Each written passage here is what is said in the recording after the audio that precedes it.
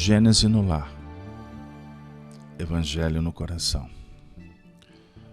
Manhã do dia 3 de julho do ano de 2020. Com alegria no coração, esperançosos por oportunidades, agradecemos a Deus por tudo, pela família, pela vida, pelo trabalho, pelo estudo, pela renovação. Que Jesus, nosso Mestre, sintonize ainda mais conosco, nos ajudando com a sua misericórdia e que possamos nós elevarmos o pensamento para ouvi-lo, como um Mestre que aponta os caminhos necessários para o nosso progresso. Que os bons espíritos, benfeitores das nossas vidas, que nos acompanham permanentemente, possam sentir o nosso abraço de agradecimento pelo apoio. Mas ainda recordamos dos espíritos que estão próximos e que nesse momento são envolvidos pela vibração do bem. Que a mensagem possa calar fundo no nosso coração. Queridos amigos, na manhã de hoje, o tema será: Deus vos dá meios. Vamos refletir em torno do Evangelho segundo o Espiritismo, obra que nos foi presenteada por Allan Kardec. No seu capítulo 5, Bem-aventurados os aflitos. Vamos iniciar trazendo o versículo publicado por Kardec, que está contido no Evangelho de Mateus, no capítulo 5, versículo 5. Fala atribuída a Jesus, quando disse: Bem-aventurados os que choram, pois que serão consolados. Bem-aventurados os famintos e os sequiosos de justiça, pois serão saciados. Pois bem, agora nós vamos trabalhar o item 26 do Evangelho. Provas voluntárias. O verdadeiro cilício.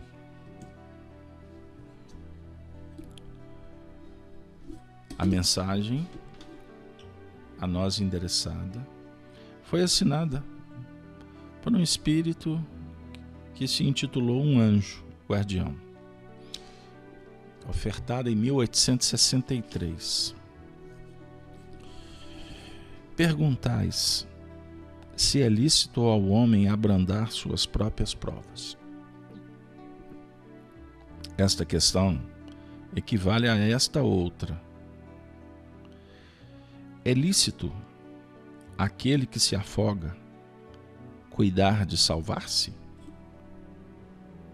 Aquele em quem um espinho entrou, retirá-lo? Ao que está doente, chamar o médico? As provas têm por fim exercitar a inteligência, tanto quanto a paciência e a resignação. Pode dar-se que um homem nasça em posição penosa e difícil, precisamente para se ver obrigado a procurar meios de vencer as dificuldades.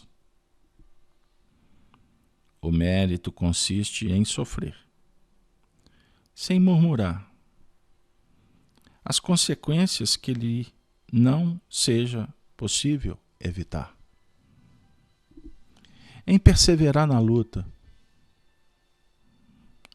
em se não desesperar, se não é bem sucedido. Nunca, porém, numa negligência que seria mais preguiça do que virtude.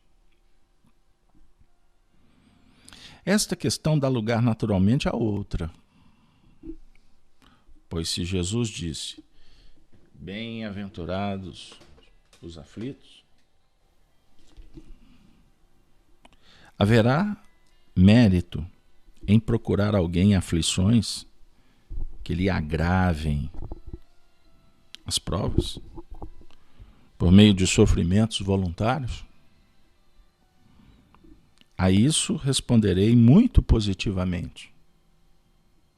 Sim, há grande mérito quando os sofrimentos e as privações objetivam o bem do próximo, porquanto é a caridade pelo sacrifício. Não quando os sofrimentos e as privações somente objetivam o bem daquele que a si mesmo as inflige. Porque aí só há egoísmo por fanatismo. Grande distinção cumpre aqui se faça, pelo que vos respeita pessoalmente. Contentai-vos com as provas que Deus vos manda, e não lhes aumenteis o volume.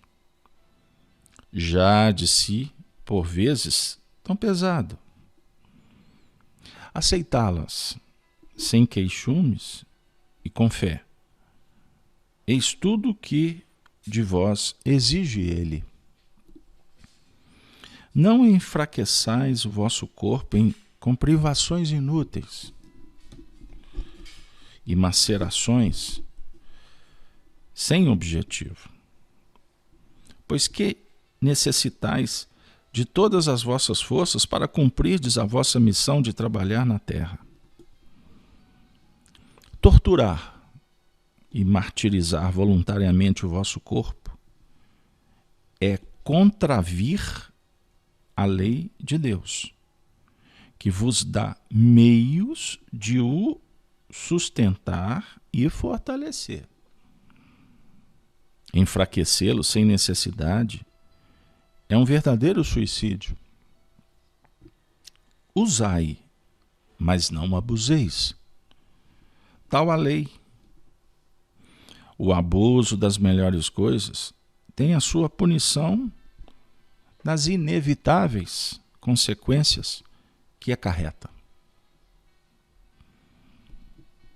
Muito diverso é o que ocorre quando o homem impõe a si próprio sofrimentos para o alívio do seu próximo.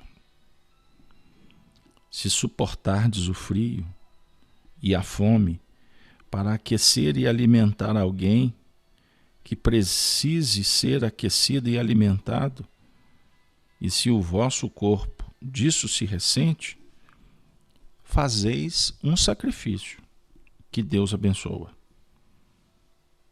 Vós que deixais os vossos aposentos perfumados para irdes à mansarda infecta levar a consolação, vós que sujais as mãos delicadas pensando chagas, vós que vos privais do sono para velar a cabeceira de um doente, que apenas é vosso irmão em Deus, vós, enfim, que despendeis a vossa saúde na prática das boas obras, tendes em tudo isso o vosso cilício, verdadeiro e abençoado cilício, visto que os gozos do mundo não vos secaram o coração, que não adormecestes no seio das volúpias enervantes da riqueza.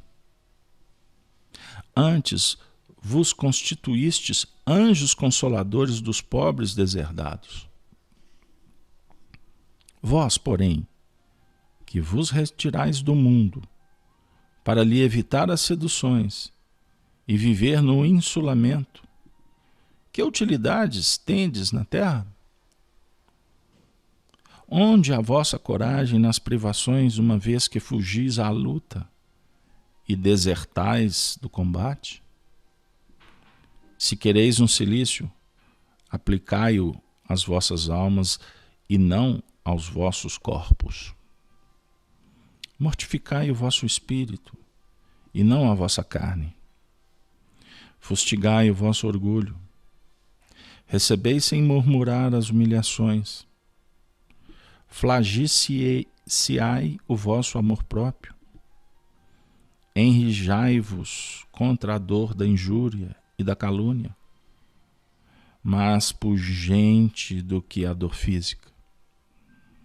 Aí tendes o verdadeiro cilício, cujas feridas vos serão contadas, porque atestarão a vossa coragem e a vossa submissão à vontade de Deus. Que especial, que mensagem que nos chega num momento tão oportuno. Uma sexta-feira que estamos sendo chamados para o trabalho.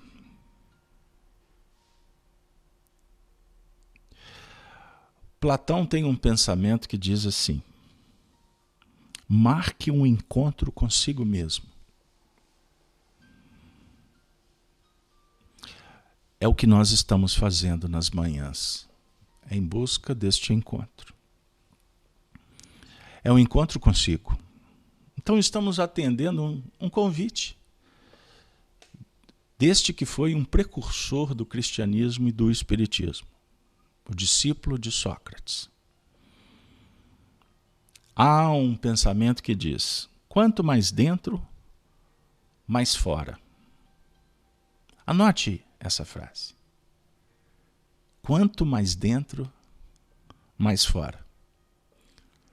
Precisamos de atender esse encontro. Porque quando nos resolvemos por dentro, nada lá fora é capaz de obliterar, constranger, impedir o acesso à verdade que está em Deus. Agindo assim, estaremos aprofundando, mergulhando no universo que precisa de ser descoberto. O conhecimento espírita favorece, portanto, uma ciência para adotarmos uma metodologia nesse mergulho. Porque já percebemos que o mundo é superficial. Se formos superficiais conosco mesmo, a vida será superficial. E nós vamos ficar nadando em águas turbulentas, trazendo dificuldades e, quem sabe, podemos nos afogar, vendo muitos se afogando. Para que a gente possa ajudar, quem não sabe nadar, primeiro precisamos de aprender como nadar. Bem-aventurados os aflitos, os espíritos, apoiados no ensinamento consolador, amoroso de Jesus, apontam nesta manhã, que é um momento histórico importantíssimo da trajetória de todos, que Deus nos dá meios. A vida oferta recursos, pessoas, oportunidades, circunstâncias, para que possamos então fazer esse mergulho na própria intimidade, como combatentes da luz que vão espalhar o que é o mais necessário naquele terreno para que possamos edificar a nossa estrutura espiritual com bases robustas. O mérito consiste em trabalhar sem murmurar, sabendo que há circunstâncias que são inevitáveis, dificuldades, mas conscientes de que teremos as possibilidades de vencer perseverando na luta. Com isso, vamos ter mais fé para não se desesperar. Quando não bem-sucedido, ter a certeza que não fomos negligentes e que a virtude, ela está acima da preguiça, do ócio. Bem-aventurados os aflitos oferece para nós um ensejo de compreender que as aflições, elas podem se tornar maiores do que as próprias provas. Se não contornarmos os anseios, se não dirimirmos a precipitação, trabalhar no sentido da observação que os sofrimentos e privações objetivam o bem coletivo. A dor nos ajuda. E ela também contribui na evolução de todos. O fanatismo e o egoísmo podem inverter a ordem da notícia, sugerindo que devemos então procurá-los, ir atrás do problema, no sentido de que ele se avolume. Não. A inteligência vai sendo desenvolvida para que a gente possa aprender a superá-los. Sabemos que o coração, os sentimentos, as emoções, em determinados instantes, tomam a razão. E nós nos perdemos, muitas vezes, compreendendo o sentido, mas não resignando no que remonta ao sofrimento que surge. O assunto é complexo. O Espiritismo enseja que a gente se prepare e, ao mesmo tempo, não se isole. Que a gente saia para o mundo para trabalhar.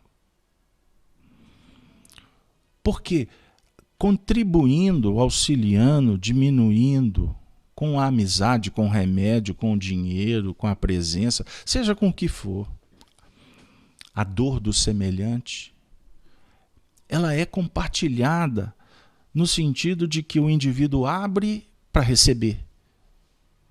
E nós, que não podemos tirar dele o que é dele, o aprendizado, mas podemos sentir a essência desta prova como uma alertiva que saneia as nossas, ou que nos prepare para a que há de vir.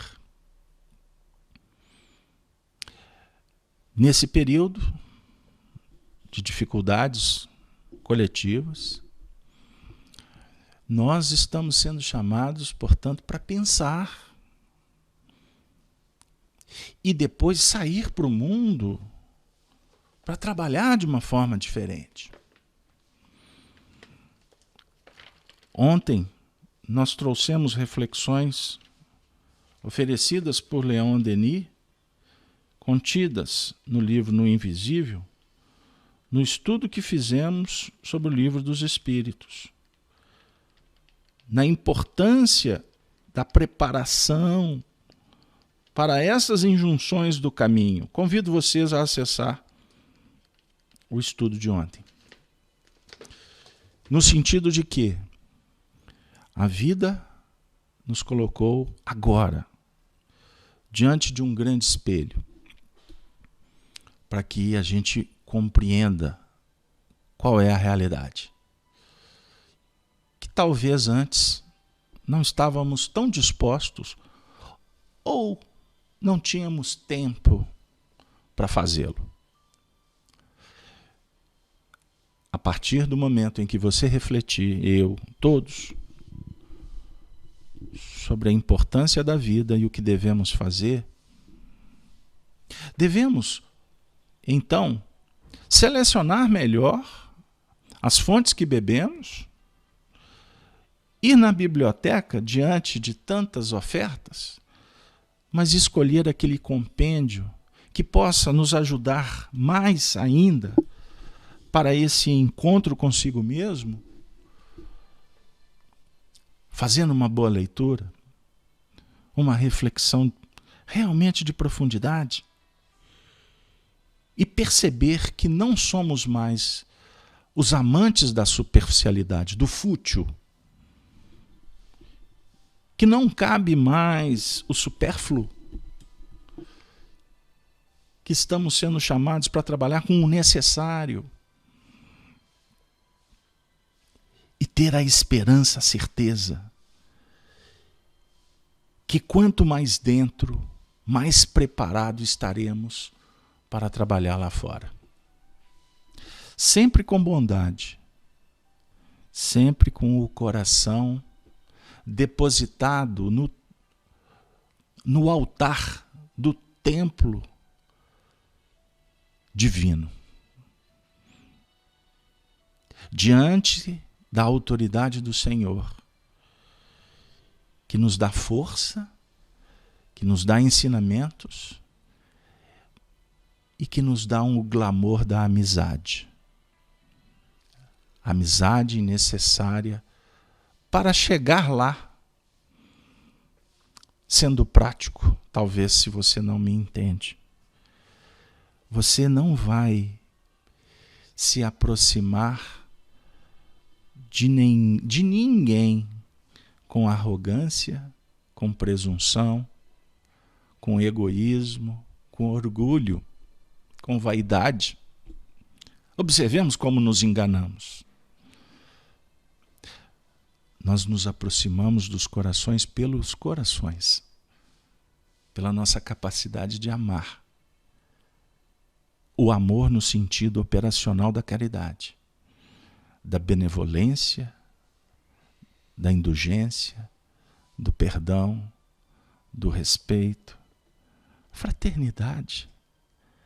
Assim, Jesus dialoga com todos. Pregado na cruz entre dois, nas notas humanas, malfeitores. Mas ele não estava ali por acaso. Ele estava ali para dizer que na vida nós temos a dualidade, o bem e o mal. Ele atende a todos, os dois. Aquele que projeta sarcasmo, indiferença, rebeldia, irreverência, ele olha e abençoa. Certo que a esperança, do verbo esperançar, é uma dinâmica que aguarda no tempo de uma forma produtiva, eficiente, amorosa, vibrante. E quando olha para o outro lado da moeda, ele vê alguém ou uma facção da humanidade que já olha com outro olhar para a mensagem. Reconhece os seus próprios erros, porque mergulhou em si mesmo. E pede: Senhor, Tu és um homem justo, a Tua palavra é verdadeira, leva-me contigo. Lembra-te de mim quando estiverdes no paraíso. E Jesus olha para ele e diz: como está falando para todos nós que estamos aqui em busca da compreensão do que vem a ser bem-aventurados os aflitos, compreendendo o valor da prova, necessidade de encarar com desenvoltura e fé, verificando que a dor do outro também é semeadura para os novos tempos e que precisamos de compartilhar as nossas com as deles, porque ninguém evolui só. Sabendo que não vale aumentar a prova, o que nos indica que, por vaidade, nós aumentamos os nossos problemas. Quando entramos na vibe da vitimização, com aquele discurso que o outro sempre está errado e que eu não. Com o Senhor, nossa esperança é de trabalhar em outras bases. E quando assim procedemos, sentimos, pensamos, o Senhor fala na intimidade da nossa alma, dizendo: tende bom ânimo, ainda hoje estarás comigo no paraíso. Essa promessa está sendo cumprida como agora, que nós nos sentimos embalados pelas vibrações do bem. Estamos no paraíso. Paraíso merecido, trabalhado, você se esforçou, você está sendo premiado. Mas ensina o professor Emmanuel que Jesus não disse: permanecerás comigo no paraíso. Não. Ele disse: o paraíso é conquista de todas as horas. Por isso venha, beba da água lustral da verdade. Conviva com os bons espíritos, mas depois volte para a lida. Porque é o objetivo da vida, que você continue construindo, que o silício, a dor, é um mecanismo que te proporciona vantagens, por incrível que pareça. Porque quando superada, a dor passa a brilhar como uma joia na nossa memória viva. Quando nos recordamos da experiência, o nosso coração se rejubila, sentimos paz pela vitória auferida. E isso representa a motivação para dar mais alguns passos na dianteira do bem. Amigo, você que está conosco, na casa de Kardec, seremos sempre chamados pelos espíritos superiores para pensar diferente e agir diferente. Não se turbe o vosso coração acreditando nas falácias da terra, nas teorias de conspirações, nas polarizações, nas palavras que são esvaziadas quando adequadas ao que me interessa. Nos dias de hoje, nunca uma população mundial foi tão científica, usou tanto a palavra ciência.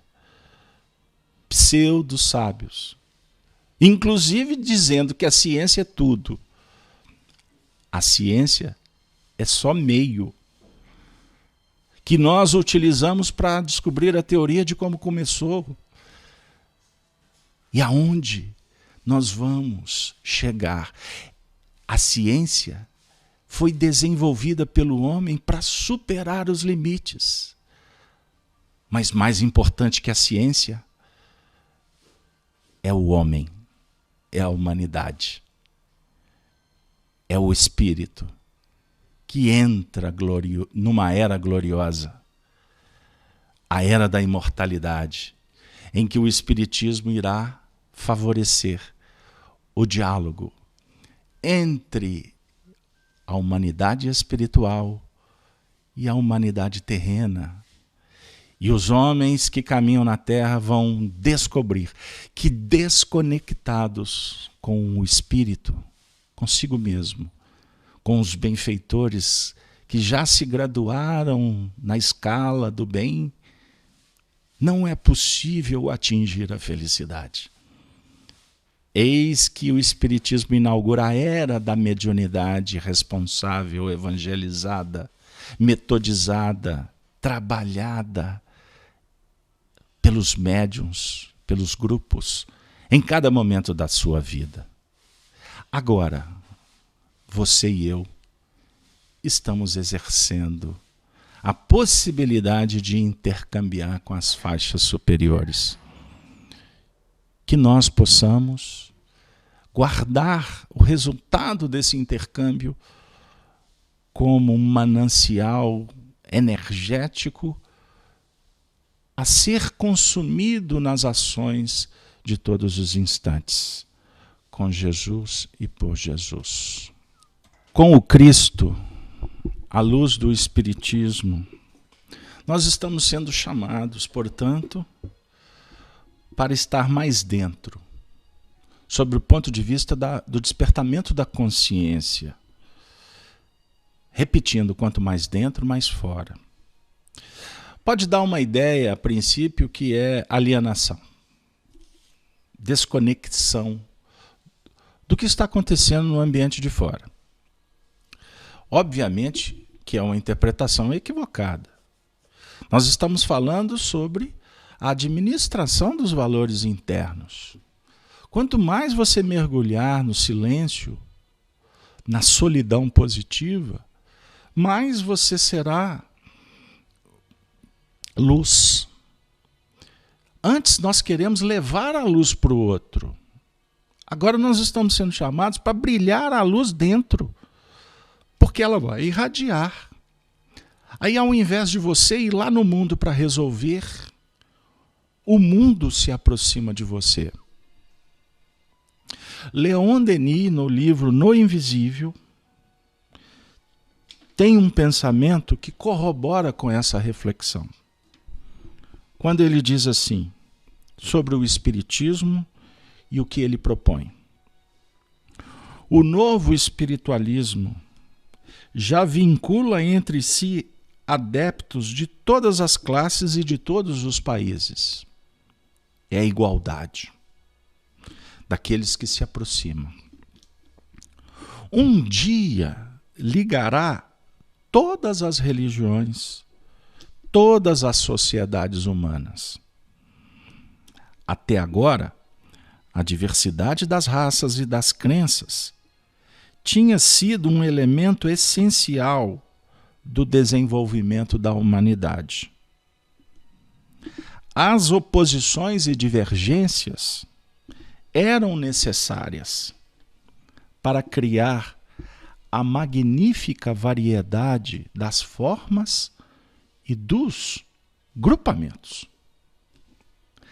Cada indivíduo, como cada povo, teve que, antes de tudo, isolar-se para tornar-se ele mesmo,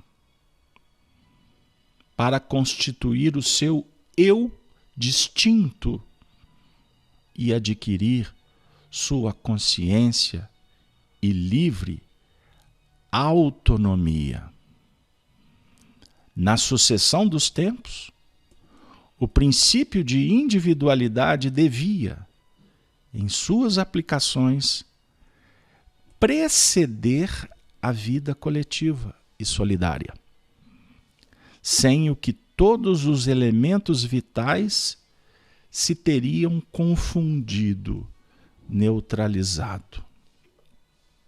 O que está acontecendo agora com você e com milhões de pessoas que, por acerto ou por erro, sob o ponto de vista da evolução, não há erros, há experiências, mas fomos confinados, isolados.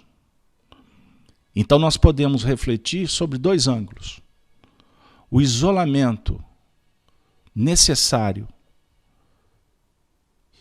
e o convite para uma reflexão sobre a importância da liberdade. Leon Denis está tratando do tema, falando sobre a necessidade do isolamento para que o indivíduo torne-se ele mesmo, para constituir o seu eu, distinto, descolado, livre da contaminação externa e adquirir sua consciência e livre autonomia. Com isso, estamos envolvidos num processo bendito chamado solidão. Mas é necessário que, a partir do instante em que se adquire novamente a autonomia para sair para novas realizações, saiamos com essa consciência da necessidade da solidariedade, que passa pelo respeito, pelo encantamento da boa conduta, nobre, amorosa, disponível. Sempre. Deus nos dá meios, mas quem percorre o caminho é o Filho. O Filho, não estou falando do ser natural que está caminhando na vida. Não. Eu estou falando da concepção filial. Você reconhecer que é um espírito que veio ao mundo para cumprir a tarefa do Pai. Realizar a obra magnífica da divindade. E para isso, temos que abrir mão da servidão ao mundo, não mais contaminado pela ilusão, pelas paixões, pelas imperfeições, pelo materialismo. O convite de Platão: marque um encontro consigo mesmo. Jesus está dizendo: faça isso e saiba que eu estarei convosco. Não vos deixarei órfãos, porque sabemos que encontrar consigo mesmo é a tarefa mais complexa que existe na nossa trajetória. É muito fácil pegar o telefone e marcar um encontro com alguém, mas encontrar consigo mesmo, você vai ter que abrir mão desse casamento com as tertúlias do mundo. Para encerrar o nosso encontro, sexta-feira tão prodigiosa, Maria Dolores, Antologia da Espiritualidade, falando ao Senhor. Pelas mãos abençoadas da nossa alma querida Chico Xavier, que aproveitamos para convidar você a estar conosco hoje à tarde, no programa Chico Live Xavier. Senhor, se hoje viesses em pessoa até nós, que te diria eu? Que milhões e milhões de companheiros vagam em desatino, sem cogitarem de saber o que são e quem são? Que a penúria de espírito campeia, insuflando amargura e rebeldia, sofrimento e ilusão?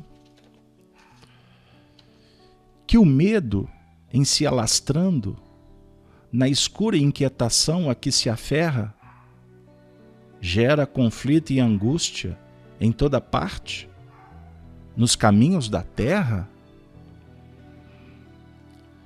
Que a riqueza do ouro não renove ou remove tristeza e solidão na alma ferida, que os engenhos perfeitos do progresso não enxugam as lágrimas da vida?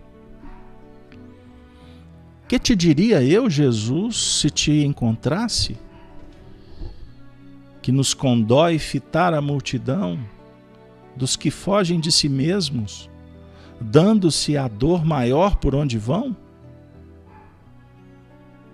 Que nos comove contemplar a inteligência rica e, entretanto, insegura, elevando o conforto, sem saber dissipar as sombras da loucura?